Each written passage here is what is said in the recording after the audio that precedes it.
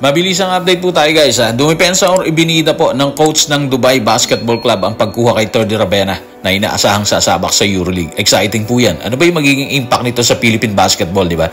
Yung Gilas Pilipinas, titingnan po natin yan. Samantala, ibinida rin po ni Al Francis Chua ang nakikita nila kay RJ Barrientos matapos nilang papirmahin ng 3 taong kontrata sa Ginebra. Tutukan po natin ang lahat ng yan. Pero bago yan, hihingi po tayo ng isang subscription sa lahat ng dumadaan sa ating munting channel kung nagugustuhan nyo ang ating palabas.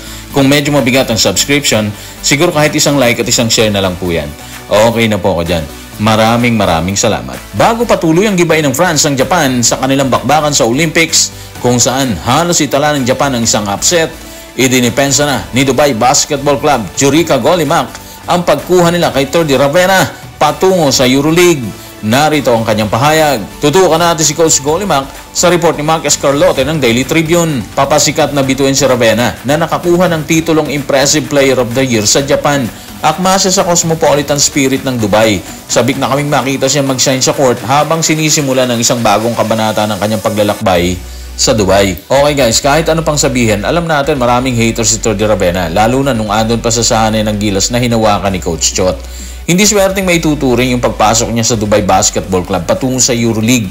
Hindi lang siya swerte talaga, pinaghirapan po niya yon. At base sa record, siya ang ikatlong Pinoy na sasabak sa Europa. Una si Juan Gomez de Liano, ikalawa si Jack Animam at si Terdy yung pangatlo. Siguro yung iba lang kay Terdy, dinig natin, sa mismong EuroLeague na sila laro. Well, si Juan Gomez de Liano sa Lithuanian club, dito sa European North Basketball League, habang si Animam dito naman sa Serbia. So ano magiging impact ng pagpasok ng Terdy sa EuroLeague? Well, siguro isa lang yan. Mas magkakaroon ng interest ngayon ang international basketball sa mga Asyano, particular dito sa Pilipinas. Siyempre, depende yan sa ipapakita ni Terdy, di ba? Kung maganda performance niya doon, kung impressive siya sa bawat laban, siguro pwede na nating sabihin na posibleng mapansin talaga ang Pilipinas. Sa atin kasi, hindi tayo kulang sa talent, kulang tayo sa recognition. Ibig sabihin, walang scout na nagkaka-interest sa atin kasi nga parang walang pruweba na ganito kagaling yung mga Pinoy. Sa mga point guard natin ngayon, grabe yung talent ni RJ Barrientos ha. Actually, hindi talaga hadlang ang height ng isang player sa competition eh. Like si Kawamura ng Japan, nananalasa siya sa Olympics. Medyo minalas lang kasi siya rin yung nakita ng referee na nag-foul kaya nagkaroon ng overtime sa bakbakang Japan at France. Again, patunay na hindi hadlang ang height. Hadlang lang siguro yung kakulangan ng mga nagsascout sa atin. Kung sigurado na si Terdy Ravenna sa kanyang magiging journey sa koponan ng Dubai patungo sa EuroLeague, ibinida naman ni Al Francis Chua ang nakitang kumpiyansa kay RJ Barrientos na kinuha ng Barangay Ginebra sa nakaraang PBA draft. Narito ang kanyang pasabog. Tutukan natin si Al Francis Chua sa report ni Jerry Ramos sa Spain. Sabi ko sa kanya, kung ano yung sinasabi mo bata, kailangan gawin mo sa laro yan. Pero magaling na bata. Yung pagkakumpiyansa niya, siya palang nakita kong ganun. Pero yung pag nagsasabi siya na hindi natin kaya yung ganito, parang si L.A. Tenorio.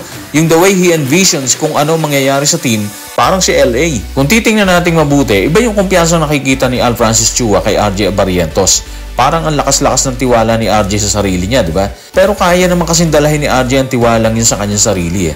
May napatunayan na po siya sa KBL. Tumawid na rin siya sa Japan. At ngayon, pagkakataon niya sigurong ilabas ang lahat ng yan sa PBA. Maganda pa kay RJ Barrientos, prime prospect din po siya para sa Gilas Pilipinas bukod sa Barangay Ginebra. Ang nakikita natin dito, malaki ang potensyal na makasama sa sahanay ng Gilas Pilipinas kalaunan. Gusto nating makita yung pagsasama nila ni Scottie Thompson sa Gilas bukod sa Ginebra.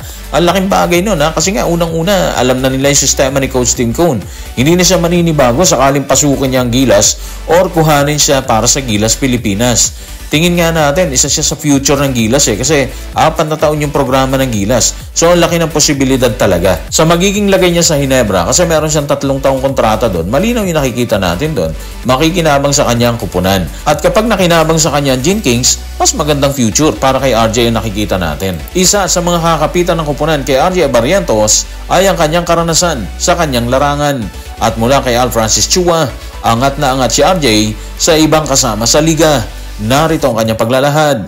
Tutukan natin si Al Francis Chua sa report ni Jerry Ramos sa Spain. Sa dami ng experience niya na pinaglaruan, angat na angat siya. Walang kahirap-hirap yung negotiations namin. Tawa lang siya ng tawa. But he's very excited to play for Ginebra. Okay guys, angat na angat at excited na maglaro sa Ginebra. Yun eh, dun mo makikita talaga kung anong gustong gawin ng isang player sa kanyang kupunan. So hopefully magkaroon sila ng parehas na playing time ni Scottie Thompson kasi malaki ang role na gagampanan nilang dalawa dito sa Barangay Ginebra. Parang tingin natin ngayon, mas nagkaroon ng buhay ang Gene Kings. Siyempre dati nang maingay or may buhay ang Ginebra. Pero mas nadagdagan dahil sa pagpasok ni RJ Barrientos. So guys, maraming salamat.